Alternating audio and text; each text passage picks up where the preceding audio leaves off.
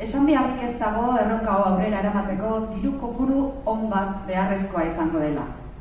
Zentzu horretan gure herrian ondo txertatuta daukagun auzolana erabiliko dugun denon artean sosak jasotze aldera.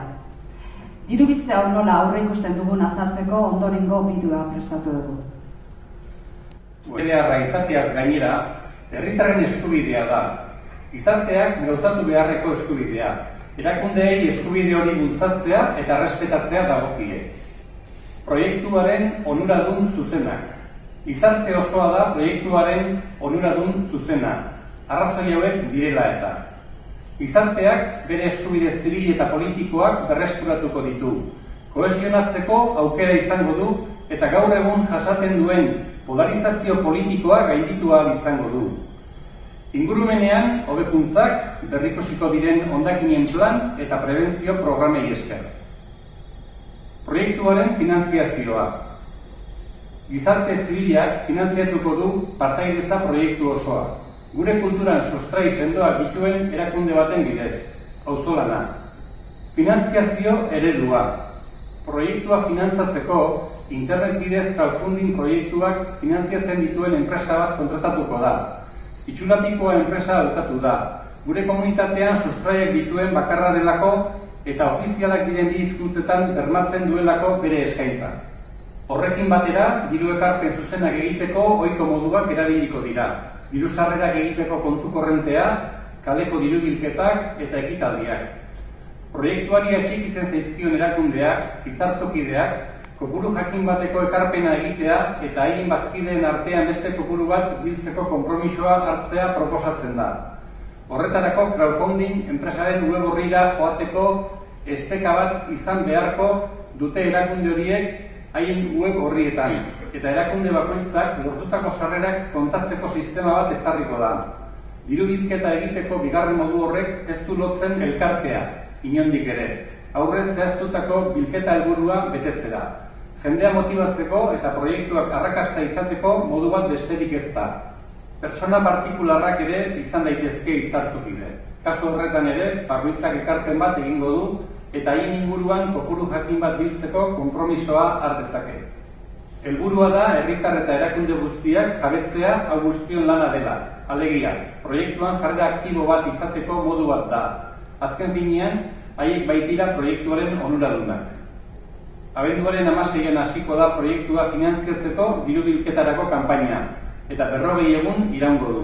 Dena den, lehenengo kanpaina bildutakoa nahikoa ez bada, 2018ko udan beste kanpaina bat egitea aurre ikusten da. Bigarren 6 hilabeteko jarduerak finantziatu ahal izateko. Finantziatu beharreko ekintza zehatzak. Hauek dira parte hartze prozesurako aurreikusitako ekintza zehatzak. Diru bilketarako kanpaina, egin hitzartukide. Parte hartze prozesuaren dinamizazioa Euskal Herriko Unibertsitateko parte hartuz ikerketa taldeak diseinatuta. Gizarte mailaren eta mahai teknikoaren dinamizazioa. Deliberamendu prozesua. GHK-TI 2017-2030 plana idaztea.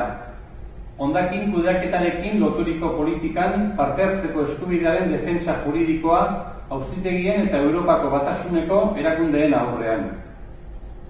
Proiektuaren aurrekontua, hasierako helburua. Gure nahia prozesua ahalik eta kalitate honenaz garatzea litzateke. Nolabait ere erakunde proiektu baten mailan edo maila hobeago batean egon dadin.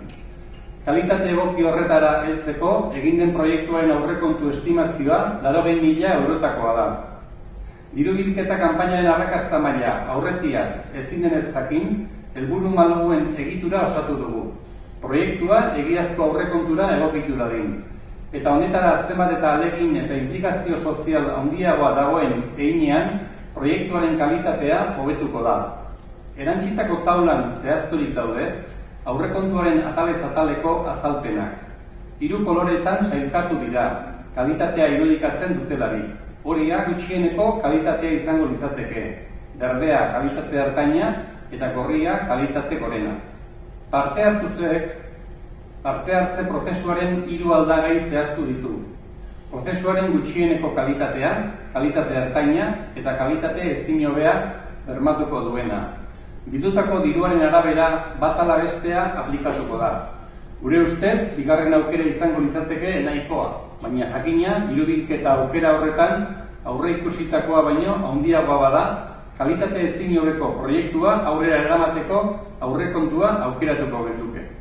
Berdin izango da mahai teknikoarekin, kontratatu eta gonbidatu beharreko enpresa eta tekniko kopurua diru funtsaren araberakoa izango da.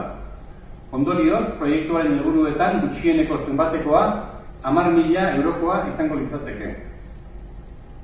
Proiektuaren lehenespen hierarkia. Proiektua bat bakarra izanik ere, elkarrekiko autonomoak diren 3 azpipartaidetza prozesutan banatuko ditugu. Parte hartzea, planaren erredakzioa eta babes juridikoa. Era honetara, lehentasun hierarkia finkatu dugu. Jasotzen den diru kopurua honela bideratuko litzatekelari bertara, urrenkeraz taulan ageri den bezala. Behin bilketa egokira iritsi ondoren eta uste baino kopuru handiagoa bilduko balitz, lehenik eta behin prozesuaren hobekuntzarako bideratuko litzateke eta hierarkia bera mantendu. Hitzartu eus web orrian jakinaraziko dira gastuei buruzko xehetasun guztiak eta diru-sarreren mugimendu guztiak. Diru-sarreren zenbatekoa adieraziko da, baina ez nork egiten dituen ekarpenak egiten dituzten herritar eta erakundeen intimitatea babesteko. Diru-sarrerak egiteko banku kontua mankomunatua izango da, eta gutxienez, berme batzordeko kide batek izan beharko du kontu horretako titularra. Hortaz, ezingo da ordainketa edo igorpenik egin batzorde horren onespenik gabe. Eta hartara, mugimendu horien helburua proiektua finantziatzeko ekintzak direla egiaztatu ahal izango da. Hitzartuko web orria zein crowdfunding enpresaren itxulatikoa web orrietan une oro emango da eta ordura arte jasotako diru-sarreren informazioa eguneratuta. Prozesuaren amaieran, kontuak likidatzeko eta kontu emateko batzar bat egingo da. Soberakinik izanez gero, hori egin zer egin erabakitzeko. Edozein norbanako edo erakundek eskatu ahal izango du informazioa web orriaren bidez. Eta web orrian bertan argitaratuko dira eskaturiko erantzunak.